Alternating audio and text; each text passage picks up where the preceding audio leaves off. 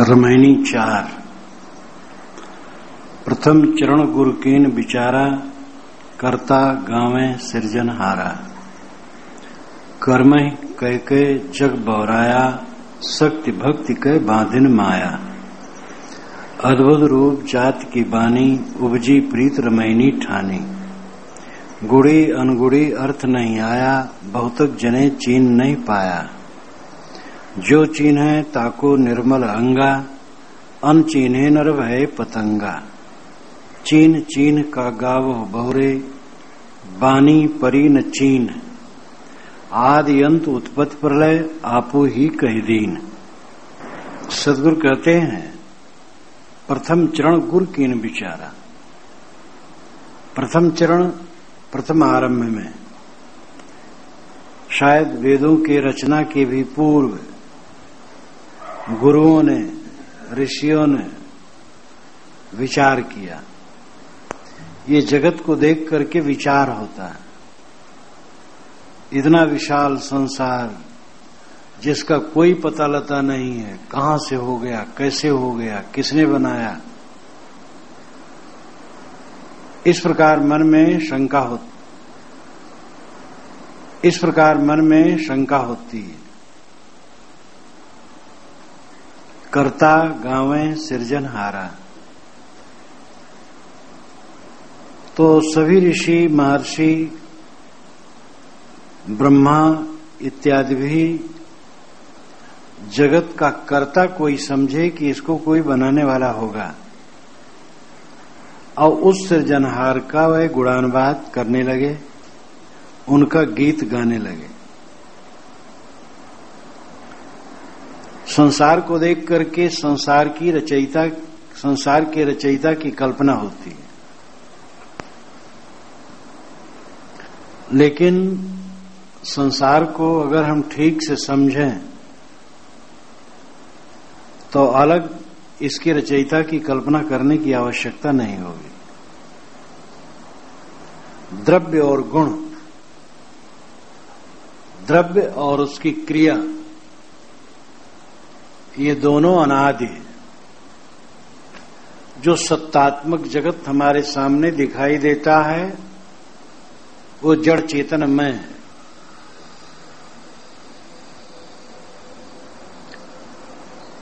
जड़ में अपने गुणधर्म हैं, चेतन में अपने गुणधर्म हैं, और उनके गुणधर्मों से जगत सदा है। लेकिन आदमी मेहनत नहीं करना चाहता है, श्रम नहीं करना चाहता है। सहज ही एक कल्पना की स्थापना कर लेता है। श्वेताश्वतर उपनिषद में कहा गया, काला स्वभाव नेत्र यदृक्षा भूतानि योनि पुरुष इत चिंतन संयोग एषाम न त्वनात्म भावादात्मा अपनीश सुख दुख हेतु।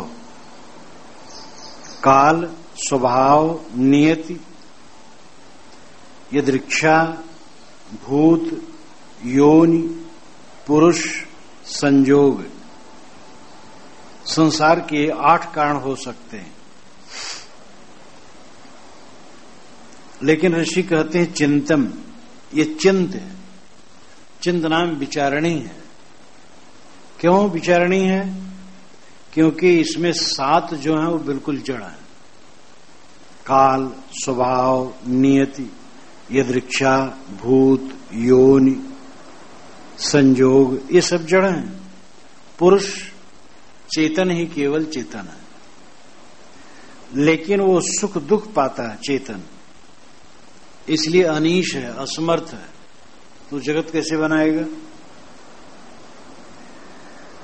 इसलिए इसके ऊपर कोई समर्थ होना चाहिए, वो बनाने वाला हो सकता है।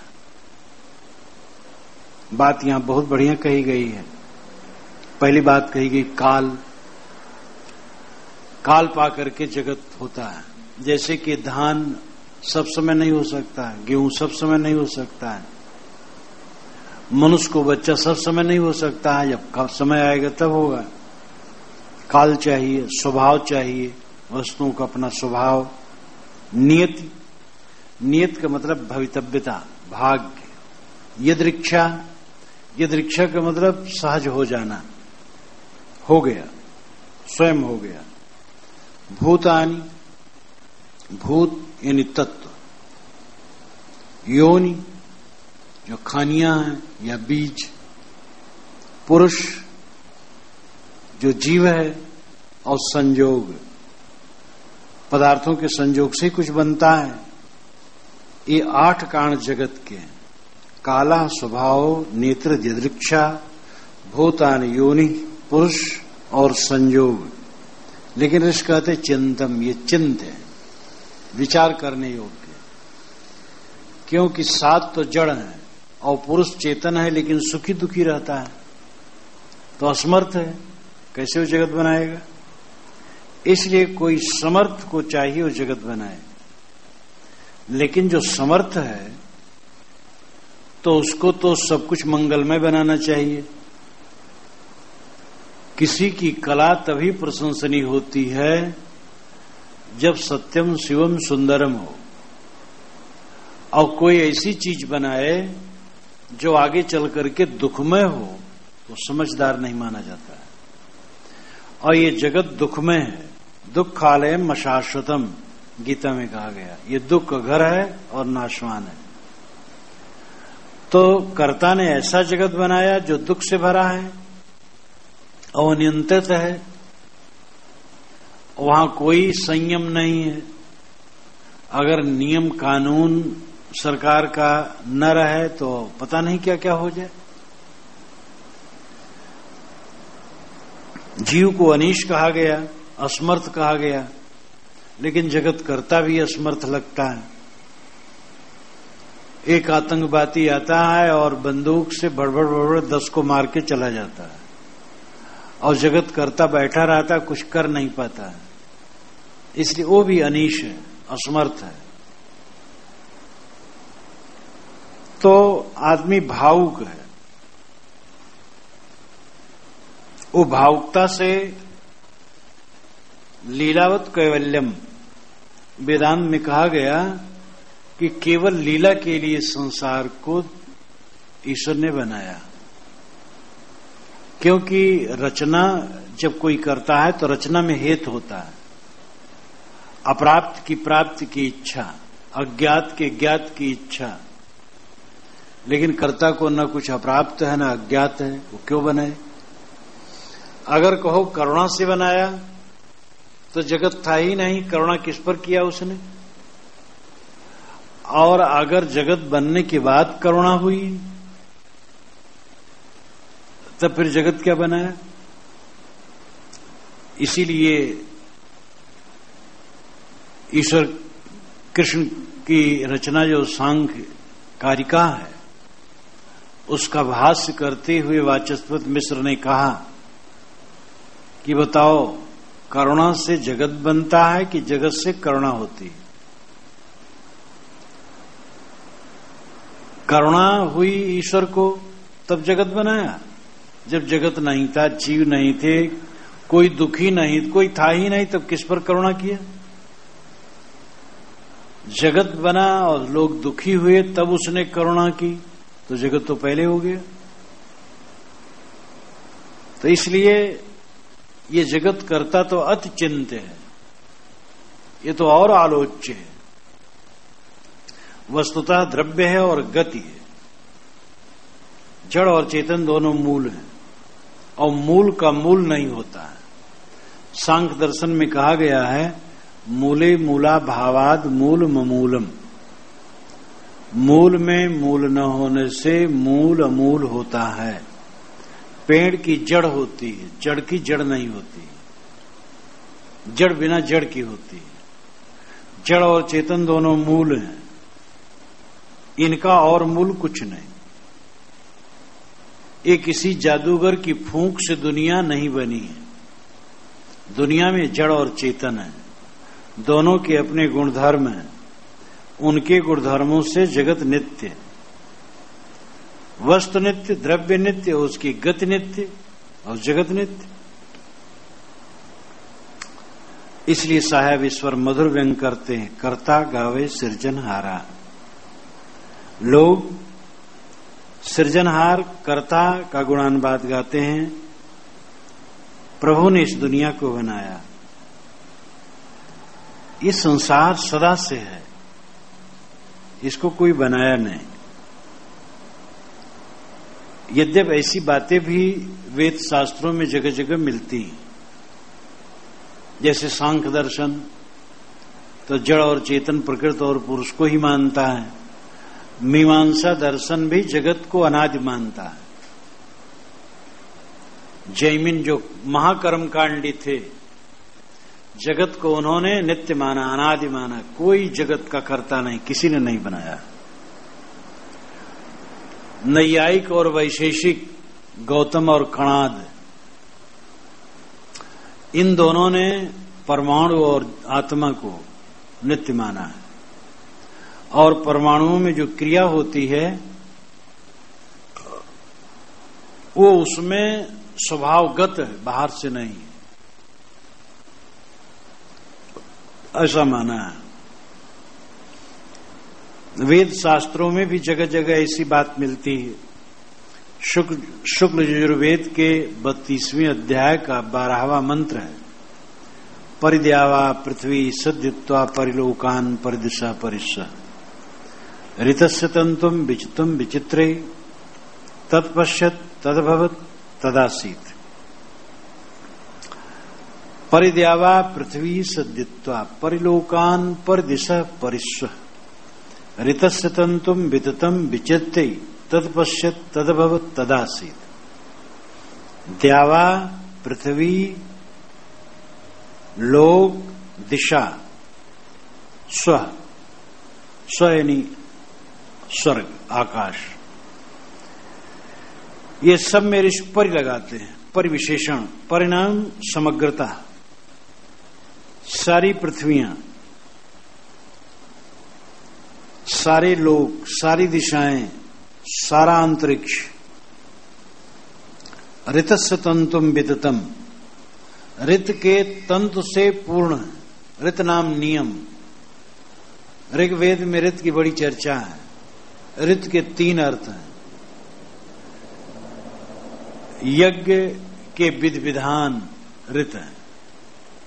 यज्ञ में, किस यज्ञ में कितना लंबा चौड़ा आकार वेदी का हो, कितनी खूटियां गाड़ी जाए, कितनी रस्सियों से घेरा जाए, ब्रह्मा कहां बैठेगा, सोमरस का कलश कहां रखा जाएगा, वो सारा विधान है, उसको ऋत कहते हैं। ये बहुत स्थूल अर्थ है। आगे 2 अर्थ जो ऋत का है वो ब्रह्मांड के नियम है और मनुष्य के नैतिकता के नियम है। जो ब्रह्मांड, जिस नियम से ब्रह्मांड चलता है वो ऋत है, और जिस नियम से मनुष्य में नैतिकता उत्पन्न होती है और रहती है वो ऋत है। ये मार्मिक है। तो ऋत से सारा संसार चलता है, नियमों से चलता है। फूल खिलता है, कैसे फूल खिलते हैं? नियम से। फूल कोई खिलाता नहीं। पानी कैसे बरसता है? प्रकृति के अपने नियम से। पानी कोई देवता बरसाता नहीं। प्रकृति में अपने नियम है, गुणधर्म है, और जो जिसमें गुणधर्म है वही होगा। कटहल से आम का फल नहीं हो सकता, और आम के पेड़ में नींबू कहीं नहीं लग सकता है। इसलिए नियम है, ऋत है। ऋतस्य तंतुम विततम, ऋत के तंतु सर्वत्र विततम नाम परिपूर्ण। लेकिन ऋषि कहते विचिरते, विचित्र नाम चिर देना। विवेकवान पुरुष उस नियम को भी पार करके आत्मबोध में पहुंच जाते हैं। तब तत्पश्यत तद्भवत तदासीत, उसको देख लेते हैं, वही हो जाते हैं, वही हैं ही। ये 3 बातें इसमें अंतिम में आत्मज्ञान के लिए बड़ी महत्वपूर्ण है। तत्पश्यत, उसको देख लेता है। जब ऋतु को चीर दिया, प्रकृति को भेद दिया, ये दृश्यमान जगत से अपना चित्त ऊपर उठा लिया, इसका अर्थ हुआ। तो तत्पश्चात उसको देख लिया।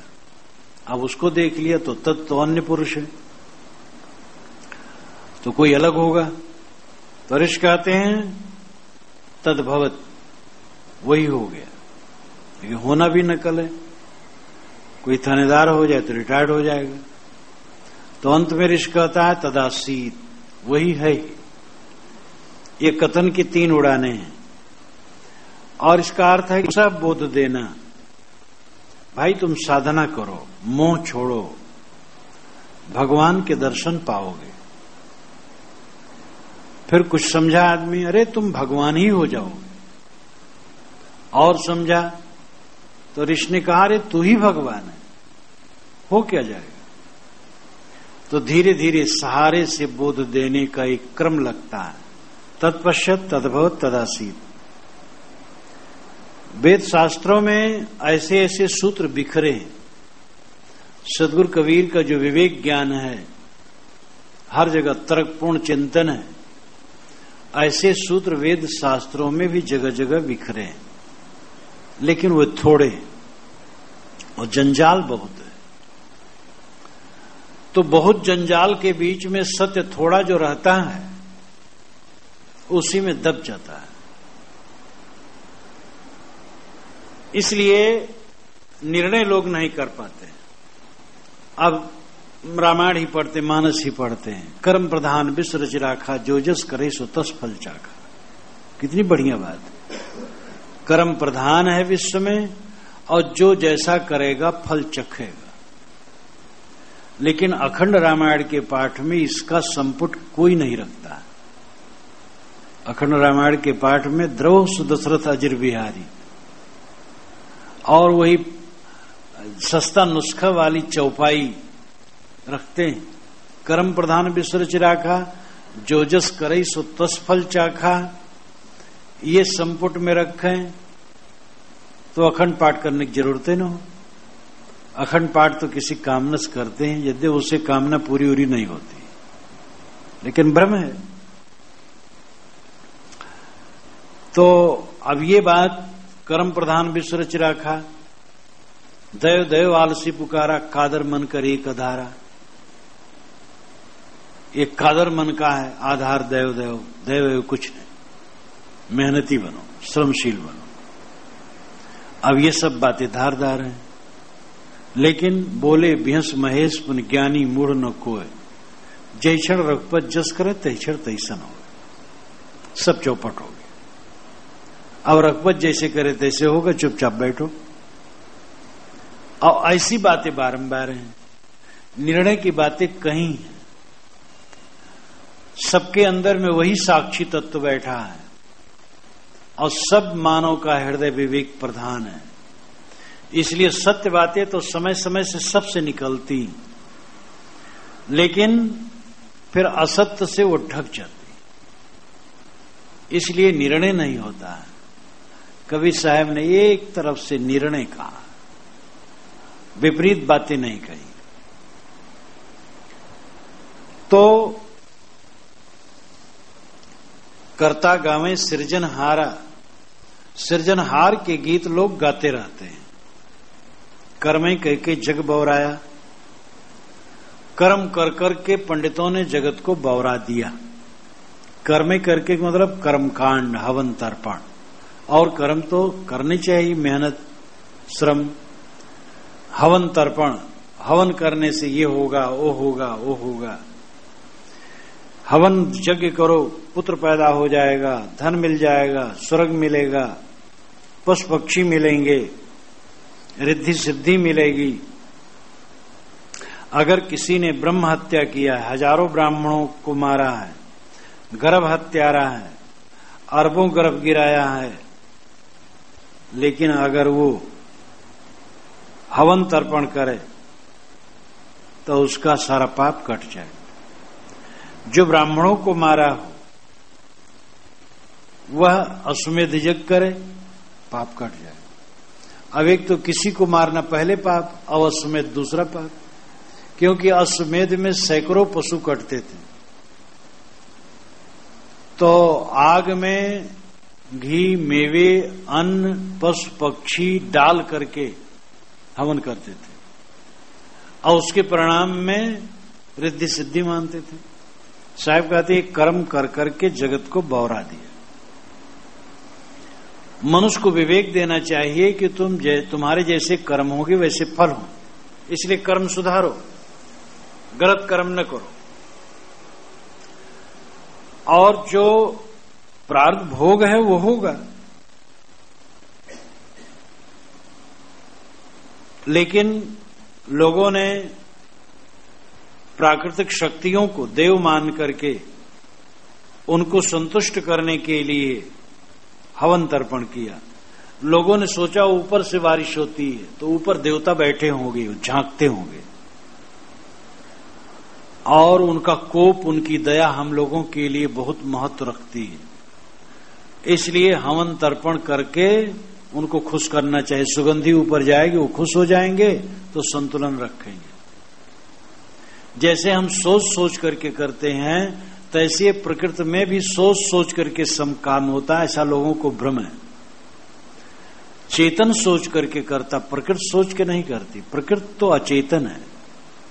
पानी की योग्यता हुई, बरसता गया और देश का देश बह गया। नहीं योग्यता हुई, देश का देश चल गया, उसको कोई ज्ञान नहीं है।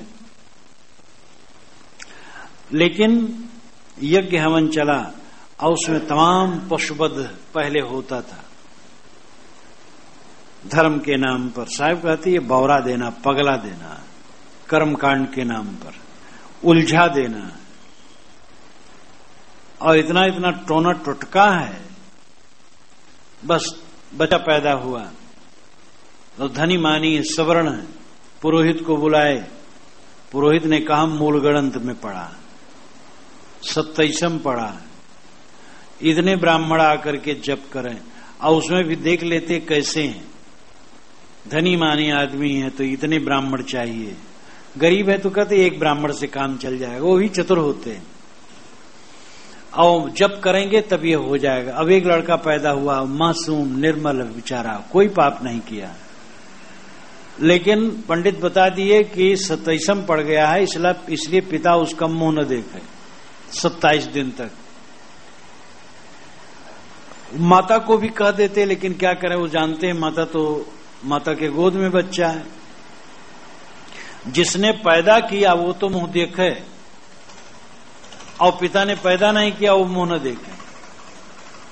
ये कर्म कांड का चक्कर ऐसा है।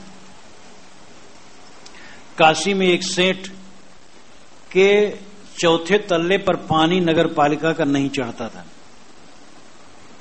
तो उन्होंने एक पंडित से पूछा, तो पंडित ने कहा कि गंगा के रेत में 12 ब्राह्मणों को भोजन करा दीजिए, हलवा पूरी का, और जूता छाता और दक्षिणा वस्त्र दे दीजिए, पानी चढ़ जाएगा। तो उन्होंने सब तैयारी करके गंगा के रेत में, काशी की बात है, गंगा के रेत में गए, 12 ब्राह्मणों को खिलाए, दक्षिणा दिए, पानी नहीं चढ़ा।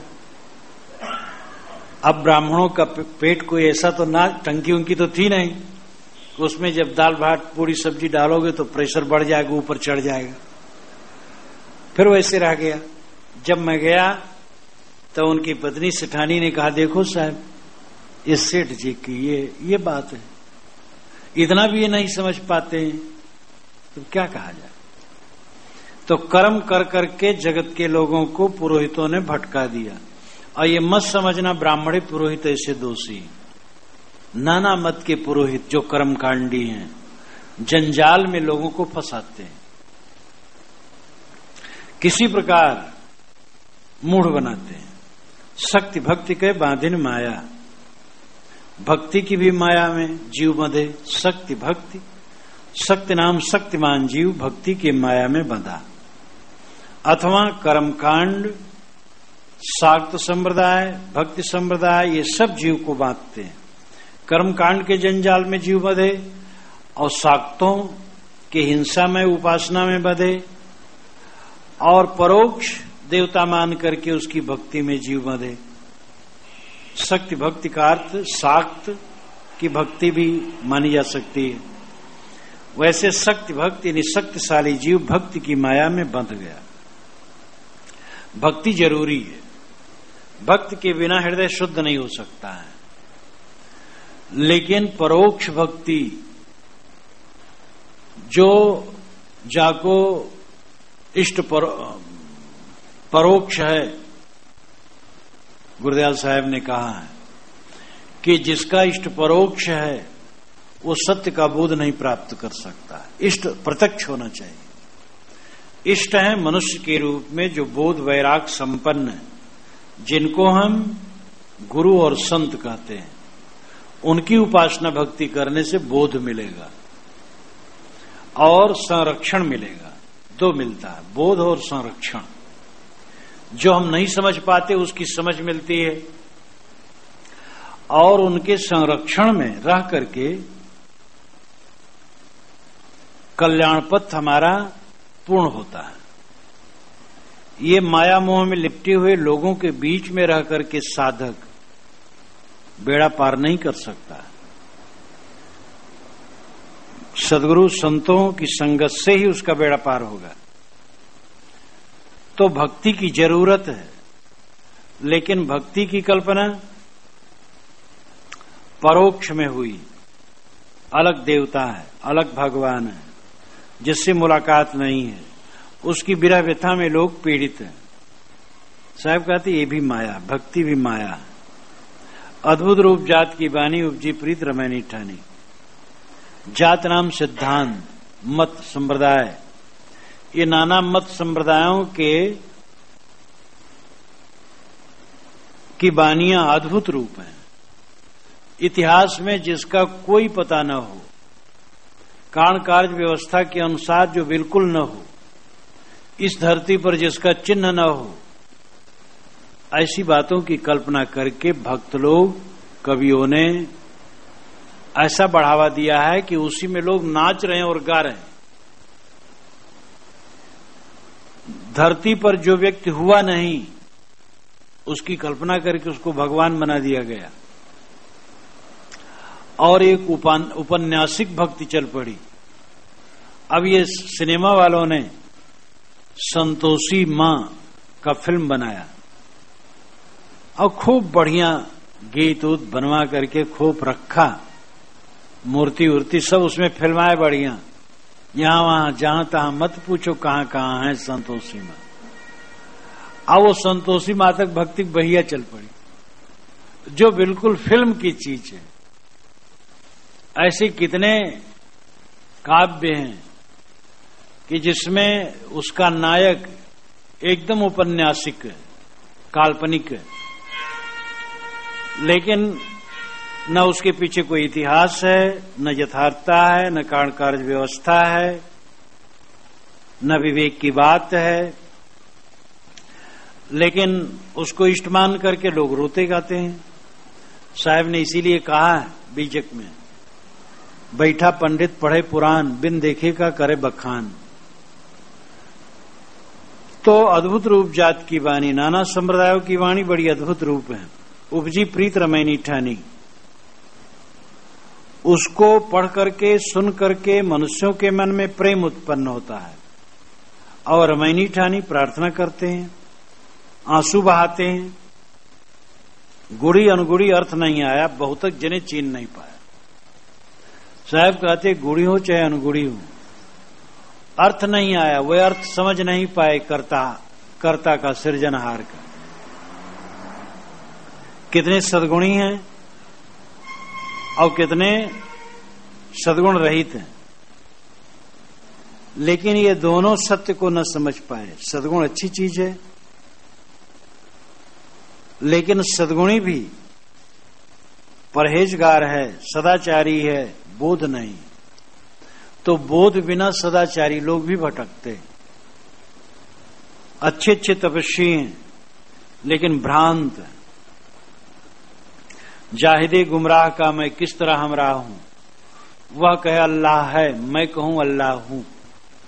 कोई जाहिद है, जाहिद नाम परहेजगार, त्यागी, संयमी, लेकिन गुमराह है, रास्ता भूला है, तो उसका साथी मैं कैसे बनूं? वह कहता अल्लाह है और मैं कहता हूं अल्लाह हूं। है पता नहीं कहां, हूं मैं प्रत्यक्ष हूं। तो गुणी अनुगुणी ये दोनों समझ नहीं पाए, बहुत तक जने चीन नहीं पाया। साहब कहते बहुत लोग ये सृजनहार का प्रपंच न समझ सके और भटक गए। जो चीन है ताको निर्मल अंगा, अन चीन्हे नर भयो पतंगा। जिन्होंने चीन्हा समझा उनके अंग निर्मल हो गए। जो कारण कार्य व्यवस्था को समझा, विश्व के शाश्वत नियमों को समझा, उसके चित्त से दैवी कल्पना उड़ जाती है, जादूगरी की बात उड़ जाती है। लीला के लिए दुनिया को बनाया किसी ने, ये प्रपंच उड़ जाता है। दुनिया तो है ही, दुनिया में रह करके तुम्हें करना क्या है। आदमी अपने चित्त में ऐसी बातों को स्थान देता है जिसकी जरूरत नहीं, ऐसी बातों को स्थान नहीं देता जिसकी जरूरत है। एक आदमी के पैर में कांटा चुभा हो, वैद्य के पास ले गया हो और वो कहे कि वैद्य से कि कांटा हम तब तक नहीं निकलवाएंगे जब तक यह न जान लें कि ये कांटा किस पेड़ का है और किस शाखा का है और इस कांटे में कितने कितने तत्व का समावेश कितनी मात्रा में है। तो ये सब तो जान नहीं पाएगा, बीच में उसका प्राणांत होगा या रोग बढ़ेगा। निरर्थक बातों में चित्त न दो, सार्थक बातों को सोचो। जिन्होंने चीन लिया, पहचान लिया जड़ चेतन के गुणधर्मों को, चित्त न दो। सार्थक बातों को सोचो। जिन्होंने चीन लिया, पहचान लिया जड़ चेतन के गुणधर्मों को, उनका भ्रम कट गया, मन निर्मल हो गया। अनचीन्हे नर भय पतंगा, जो नहीं चीन पाए, नहीं समझ पाए, जड़ चेतन का बोध नहीं पाए, वो पतंगे के समान कल्पना में कूद कूद के जलते हैं। चीन चीन का गावो बौरे पानी परी न चीन, आदि अंत उत्पत्ति प्रलय आपू ही कह दी। चीन चीन का गावो बोरे, अय पगले तुम कहते हो मैं चीनता हूं चीनता हूं, क्या चीनते? तुम्हें बानी चीन नहीं पड़ी। अथवा चीन चीन का गाओ बौरे, अय पगले चीन पहचान पहचान, क्या गाता है? वाणी को गाते घूमता है, पोथी के अध्ययन में केवल पड़ा है। पोथी की बात पहचान परख कर, लिखा तो है, लिखा है राजा सगर की पत्नी को 60,000 बच्चे एक साथ पैदा हुए, लेकिन उसको पहचान तो क्या ऐसा सृष्टि क्रम है? हनुमान जी सूरज निकल गए, क्या ये संभव है? पृथ्वी से 13 लाख गुना बड़ा सूरज, दहकता आग का पिंड, हनुमान जी कैसे निकल जाएंगे? पहचानो, समझो, वाणी को समझो। अमुक महात्मा, अमुक महापुरुष, अमुक भगवान बिना माँ बाप के पैदा हो गए, कैसे पैदा हो जाएगा बिना माँ बाप के? इसलिए पहचानो वाणियों को। चीन चीन अय मनुष्य परखो परखो, सत्य को परखो। क्या गाते हो? वाणी तुम्हें पहचानने में नहीं आई, तुम मान लेते हो महापुरुष ने कहा है। चीन अय मनुष्य परखो परखो, सत्य को परखो। क्या गाते हो? वाणी तुम्हें पहचानने में नहीं आई, तुम मान लेते हो महापुरुष ने कहा है। तुम मान लेते हो महापुरुष ने कहा है, बड़ी किताब में लिखा है। बहुत ज्यादा लोग इसको कहते हैं, बस इसी अंधाधुंध में बह रहे हो। तुम्हें वाणी पहचानने में नहीं आई। आदि अंत उत्पत्ति प्रलय आपू ही कह दीन। जगत के आदि अंत और उत्पत्ति प्रलय की जो बात कहते हो, तुम ही तो कहते हो, दूसरा कौन कहता है? तुम ही हो, कल्पना करते हो अमुक ने दुनिया बनाई, अमुक ने पालन किया, अमुक ने विनाश किया और करता है, ये तुम्हारी कल्पना है। इसलिए कर्ता के कर्ता तुम हो, तुम अपने को पहचानो।